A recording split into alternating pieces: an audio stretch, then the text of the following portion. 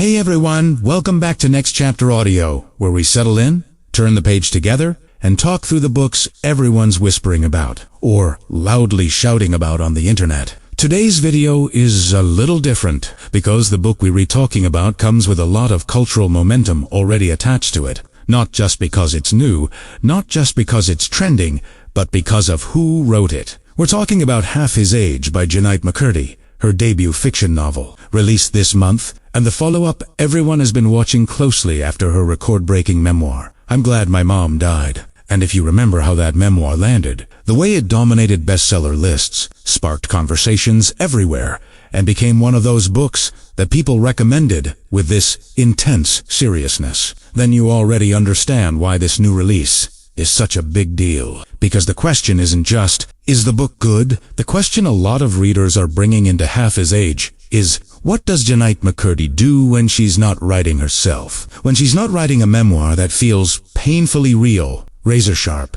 and emotionally raw? What happens when she takes that voice, that edge, that control over discomfort, and uses it to build fiction? That's why this book is trending so hard. The transition itself is the headline. People are fascinated by it. Video essays are popping up. Think pieces, reaction videos, threads, because readers aren't only reviewing the story, they're re-reacting to the shift in genre, the shift in tone, and the shift in expectation. And Half His Age doesn't exactly play it safe. This is a darkly funny, sharp-edged novel that digs into adolescent desire and the messy, complicated realities of power dynamics. It's not trying to be sweet. It's not trying to be comforting. It is one of those books that walks into the room and immediately makes you aware of where the tension is hiding. And if that sounds like something Jennette McCurdy would write, you're not wrong. From the first pages, you can feel her voice. It has that same sense of control she had in her memoir, the way she can describe something awkward or painful with this almost casual bluntness, like she's holding up a mirror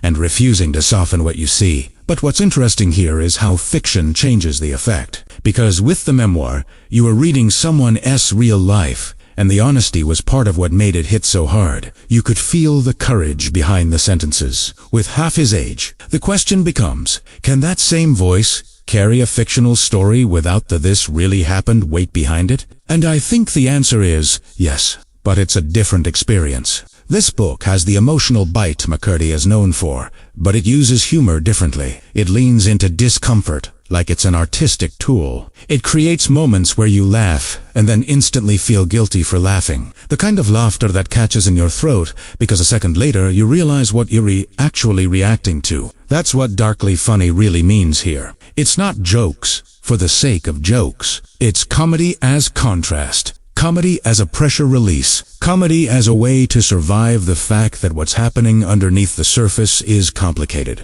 messy, and not always easy to look at directly. The story centers on adolescent desire. And I want to pause on that for a second because this is one of those topics that can be handled in shallow ways by a lot of fiction. It can become either romanticized or sensationalized, depending on the author. But McCurdy doesn't romanticize it. She writes adolescence the way it actually feels: intense, confusing, unfiltered, sometimes embarrassing, and often shaped by forces the adolescent doesn't fully understand yet. She captures that emotional tunnel vision teenagers can get, where one feeling becomes the entire universe, and logic doesn't matter as much as the sheer weight of wanting something. And paired with that is the theme that makes this book difficult, in the best way: power dynamics. Half His Age isn't just about desire. It's about the imbalance around desire, the way age, authority, experience, status, and control can distort what a relationship looks like on the surface versus what it really is underneath.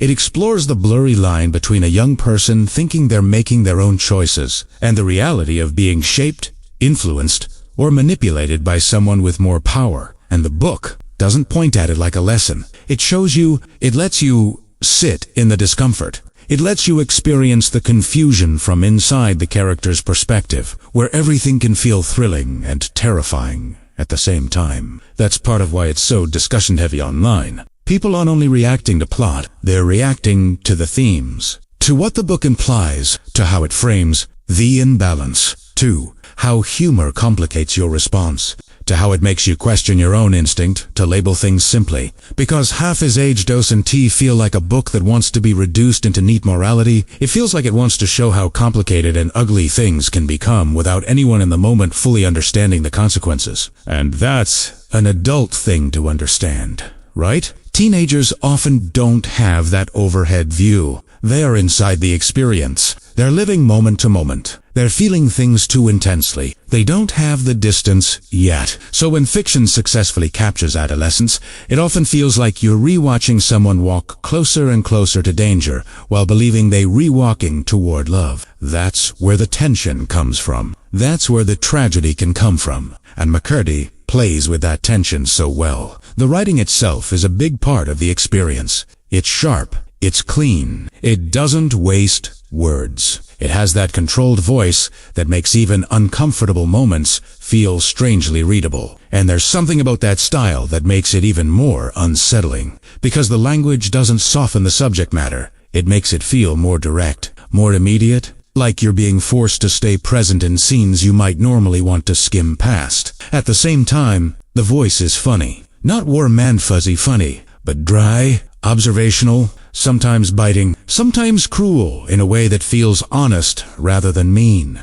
The humor creates a strange intimacy with the reader. It feels like the narrator is letting you in on something, like you're being invited to witness these moments, not as an outsider, judging from a distance, but as someone who has to sit in the nuance. And again, that's classic McCurdy. Her memoir had that exact same effect, the ability to make you laugh and flinch in the same paragraph. What's different is that in fiction, the laughter feels riskier, because in memoir, you know the author survived it and is now telling you the story. There's an implied safety in the fact that you're reading from the future. In fiction, you don't have that safety. You're watching the character live it in real time, and you don't know how it is going to end emotionally. So every funny moment comes with this sense of, okay, but what's this covering up? And I think that's part of what makes the book feel so compelling. It's uncomfortable.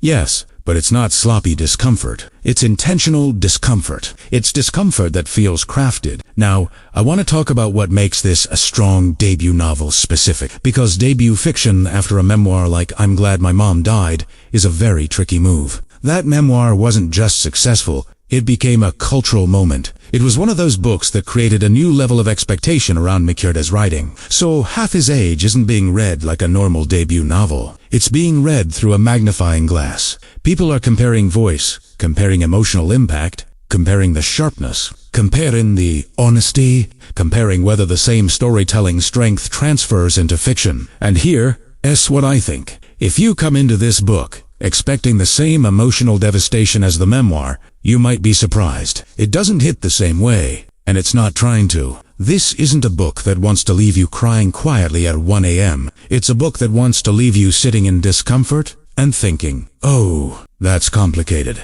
and maybe replaying certain scenes in your head, and maybe asking yourself why you reacted the way you did. It feels more like a sharp social exploration than a pure plot-driven story. It's less about what happens next, and more about what does this mean, and why does this feel like this? That's why it's perfect for video essays. Honestly, because it invites interpretation. It invites analysis. It invites discussion about how fiction can explore power imbalances, adolescence, the gaze of adults, the way young desire is shaped by adult attention, and how humor changes the emotional tone of heavy topics. It also invites discussion about author identity, the transition from memoir to fiction, and what it means when an author known for personal truth shifts into invented narrative. There's a lot to talk about. That's why it's trending. Now, let's get into what works best in Half His Age. What makes it land? First, the voice. The voice is the strongest element. It's unmistakably McCurdy. It's sharp, controlled, readable, and intelligent. Even when the scenes make you uncomfortable, you keep going because the writing has grip. Second, the humor is effective. Dark humor is difficult. A lot of writers try it, and it either feels forced or it feels like it undercuts the subject matter too much. Here, it feels purposeful, like the humor is part of how the character processes what's happening. Third, the book doesn't oversimplify its themes. It doesn't spoon-feed you conclusions. It trusts the reader to sit in the nuance, to feel conflicted, to recognize the complexity. And fourth, it captures adolescence in a way that feels emotionally true, not sanitized, not exaggerated for drama. It feels raw in a very believable way. Now, what might not work for everyone? T's book won't be for every reader. And that's not a flaw. It's just the reality of what it's doing. If you want a traditional thriller pace, if you want constant twists and shock reveals, this isn't built like that. If you want a straightforward story with easy characters to root for and simple moral lines, this might frustrate you. If you're uncomfortable reading anything that touches adolescent desire or power imbalance themes, this book may be difficult to sit with. It's not graphic for the sake of being graphic, but it is emotionally direct, and it doesn't shy away from the tension. Also, if you come in expecting the memoir experience, you might feel a gap because fiction doesn't carry the same autobiographical punch, and that's okay. It's not trying to replace her memoir. It's showing you what she does with storytelling when she's freed from telling her own story. And that freedom creates a different kind of weight. So here's my final verdict. Half His Age is a strong debut fiction novel. And it's especially impressive because it doesn't feel like it's trying to win readers by playing safe.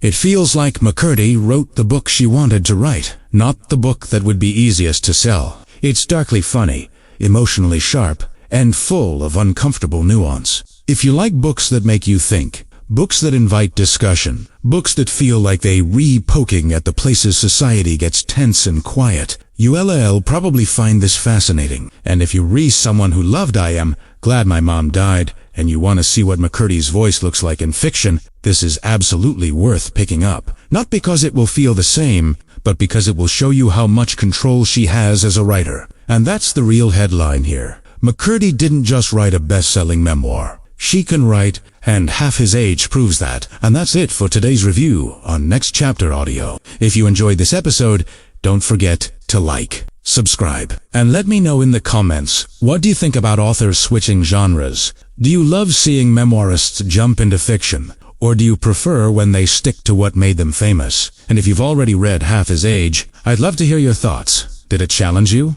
Did it surprise you? Did the humor work for you? Or did it make the book even more unsettling? Until next time, happy reading, and I'll see you in the next chapter.